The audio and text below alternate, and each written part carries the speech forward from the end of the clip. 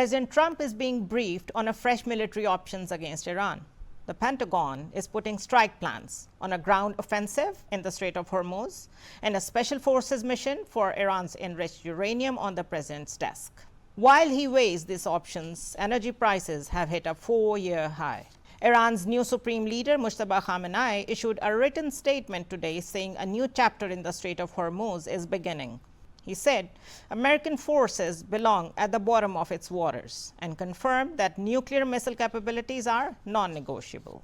And the United Nations Secretary General Antonio Guterres has now warned that the closure of the Strait of Hormuz is strangling the global economy. I am Zunaira Azhar, and this is DECODE, where we define and analyze the stories shaping our world. The President of the United States is sitting with a strike plan on his desk. The Supreme Leader of Iran is writing a new chapter for the Strait of Hormuz.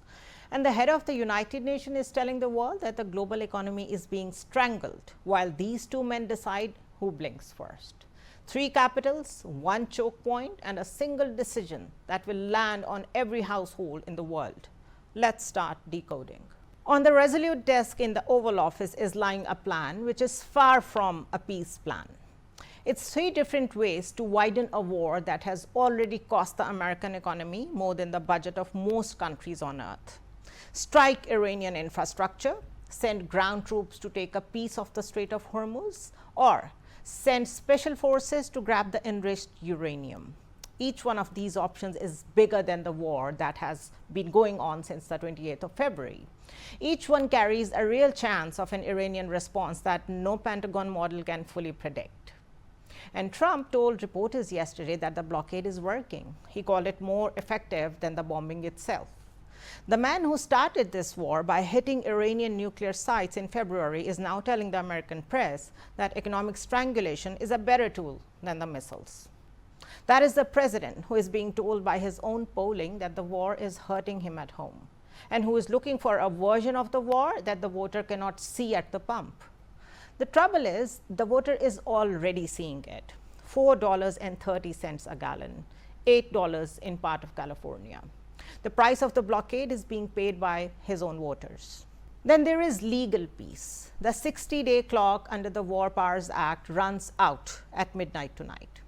The law gives the president 1 extra month to wind the war down, and after that, he is supposed to bring the troops home unless Congress votes to keep going. There are at least 4 senators on the president's own side who have already said they will vote no. Senator Murkowski is writing a fresh war authorization that will force the Senate to take the position. So, the briefing on the president's desk today is happening in the shadow of a vote he might lose. The honest question tonight is whether the president is willing to order the strikes anyway, after the law has run out, and after his own legislature has called the war illegal. On the evidence of this rhetoric this week, the answer is yes. Let's turn this into a discussion. We have Professor Scott Lucas with us, who is an expert in US and British foreign policy, and he's an apt expert on international affairs as well. Thank you so much, Scott, for joining us. Let's begin with the briefing yesterday. NBC News and Axios both are reporting that Central Command has put 3 options on President Trump's desk. It's either a wave of strikes, a ground operation in the Strait of Hormuz, and a special forces mission to grab Iran's enriched uranium. President Trump has also rejected the only Iranian offer on the table, and he says that the blockade is working really better than the bombing. What is your reading? Is this posturing? It is like sending a strong signal before getting Iran on the table, or he's actually prepared for these options? Well, part of these leaks to the media from U.S. officials are to threaten Iran. It's to say to the Iranians, if you don't give us what we want in talks, then we will resume the airstrikes, or maybe we'll use ground troops, maybe we'll even come and take your uranium. Part of this, however, is probably a sign that the current American approach is not working. And that includes this blockade on Iranian ports. Remember, only a few days ago, the Americans were saying, okay, we are going to use this blockade and we will break Iran economically, and then the regime will have to surrender. Well, here they are effectively saying, no, the blockade is not enough. And it also, I think, shows a bit of weakness in that they cannot break the Iranian grip on the Strait of Hormuz. They are not able to get ships and tankers out of the strait. They're not able to relieve the pressure on the global energy market. So Iran still has this leverage. I still think the Trump administration has two choices. I still think they either have the choice that they cross the line and they put in ground troops, but so far they've backed away from doing that because there are difficulties with that, or they have to go into genuine talks with the Iranians. I know we had the first set of talks in Islamabad, but then the Iranians kept the Americans waiting the week after that and the week after that. And the Iranians have really set the agenda here with this two-stage proposal, which covers the Strait of Hormuz and a ceasefire, and only then puts the nuclear program on the table. Right. Trump says only he and a couple of other people know the status of the peace talks. And he also says that despite whatever appears publicly, that there is a standstill, there are negotiations going on. Then there is a legal piece attached to it. The 60-day war powers clock runs out at midnight tonight. His own senators have already said that they will vote no on the continuing this war. Do you think all this legal conundrum bothers Trump at all, and this posturing that only he and a few know what is going on? What's your reading? Well, I think the first thing, at least for me, is I never start with what Donald Trump says. Because Donald Trump, what he says may be real, it may not be. Yeah.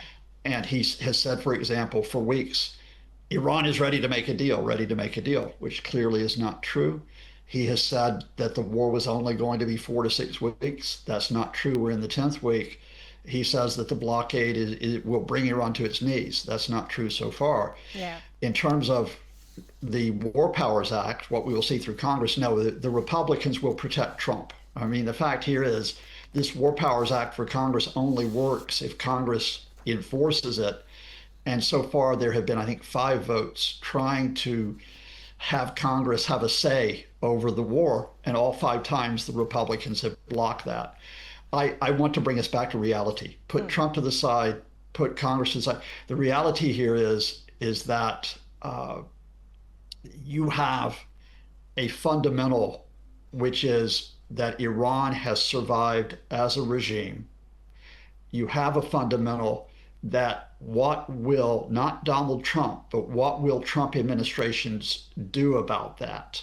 So I'm actually watching other officials in the Pentagon, in the Treasury, in the State Department. I'm watching Vice President J.D. Vance. And what do I see?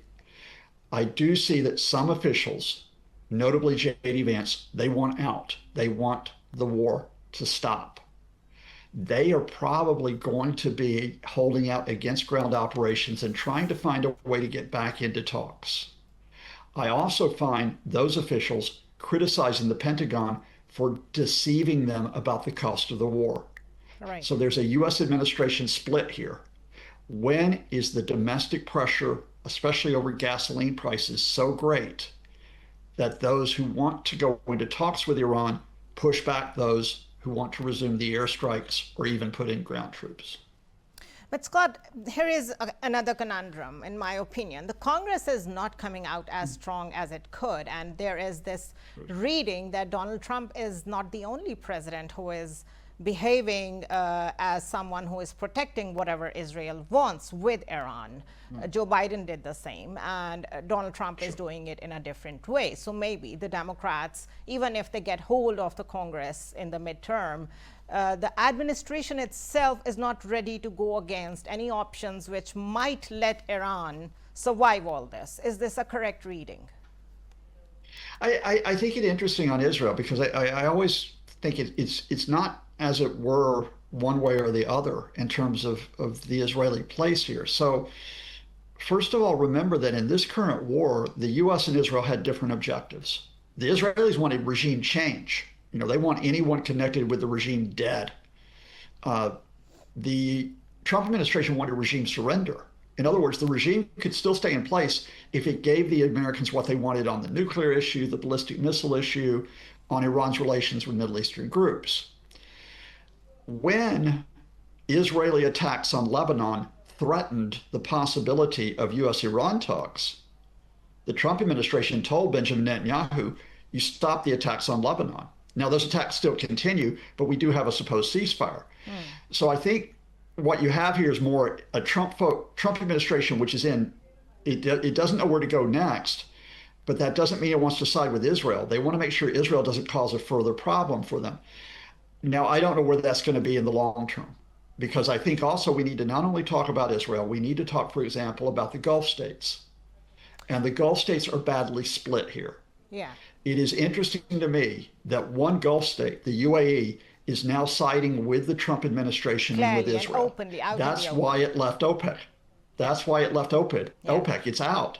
Saudi Arabia wanted the Trump administration to put ground troops in to finish this. But when the Trump administration did not put ground troops in, Saudi Arabia said now we have to have talks.